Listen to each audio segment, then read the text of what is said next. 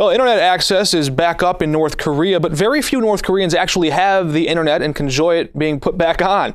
North Korean websites were down for more than 9 hours on Monday, and it's not clear exactly why. The U.S., for now at least, is playing dumb. Now, the White House will only say it is aware of the internet power outage. An official declined to comment on whether he was asked whether or not the U.S. could possibly be involved. But the official did mention the president said the U.S. response to the hack attack on Sony might not be visible when it happens. Now, what does that mean for the people of Korea? Very little, apparently. CNN reports there are only 1,000 known IP addresses in the whole country. In the U.S., there are 1.5 billion.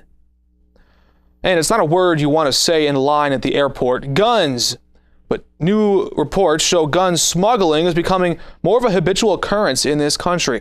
And authorities have often decried the pipeline of illegal guns streaming into New England coming up Interstate 95.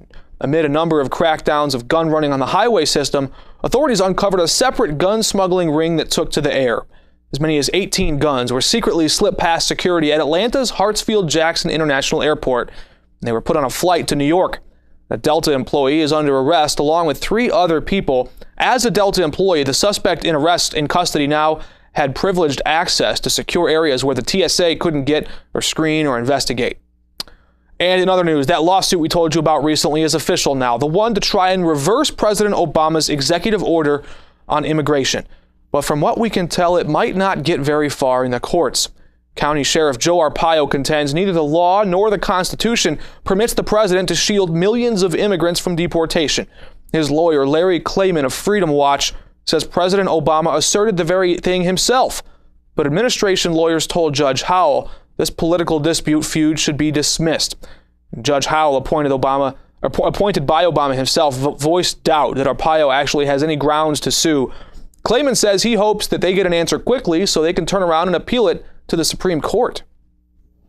And get this, the day of the self-driving car is here. Google says it will unveil the newest prototype of its autonomous car next year. And it will be a fully functional vehicle too, complete with brakes, lights, software, all the sensors that make it work. And that may seem like obvious components, but Google had already rolled out a prototype of a self-driving car, and it didn't have any real headlights on it.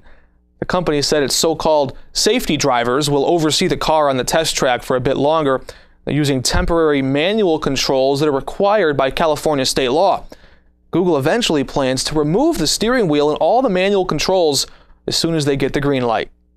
It's been a rough year for car companies, a slew of safety issues, recalls of millions of vehicles. But if these recalls have taught automakers any lessons, next year's car models could be some of the safest we've ever seen. The Insurance Institute for Highway Safety has been crash testing cars and keeping automakers honest.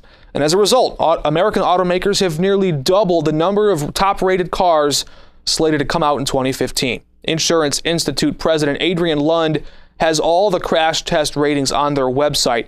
And cars are getting a Safety Plus rating, the ones that automatically stop your car before it gets too close to something that just won't budge or move out of your way.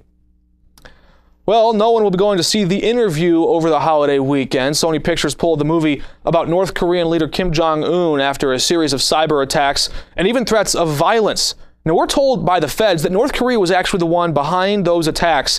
Sony's been criticized for killing the comedy, even by the president himself. But now we're learning several theaters pleaded with Sony to let them run the film anyways. The Washington Post says a number of independent theaters urged Sony executives not to pull the plug on The Interview, but they were all rejected, at least at the start, because Sony wanted a full release or nothing at all. Big theater chains like AMC and Regal canceled their screenings, pressuring Sony into a corner. One theater owner in the Midwest says their theaters are being unfairly blamed for the move, but now we're hearing that a few theaters in Dallas and Atlanta will actually show the release on Christmas Day. But while you won't see The Interview on the big screen, or the small screen for that matter, you could see it on a stage this weekend. The Treehouse Theater in Manhattan has somehow obtained a draft of the movie script and will perform it this weekend. The theater has just 50 seats. And if you're looking for a few last-minute stocking stuffers this holiday season, you might want to keep a few things off of your shopping list. The FDA releases a new warning about caffeine powder. It's becoming extremely popular among kids these days. It's another way to stay awake, a jolt of energy. But the FDA says just 1 teaspoon of that powder can be fatal. Right now, there are no legal grounds for the FDA to regulate the substance since it's commonly sold as a supplement, not a food. It's unlike caffeine found in soda or coffee. But now the FDA is launching a lawsuit against the drug to try and stop companies from selling it. People hear the word caffeine and probably associate it with coffee or soda, but just 1 teaspoon of this pure caffeine powder has more than 25 times the amount of caffeine found in 1 cup of Joe. And it's far less expensive, too. Right now, you can find 25 teaspoons of the powerful powder, or you do the math, equal to about 625 cups of coffee, on sale for just $12.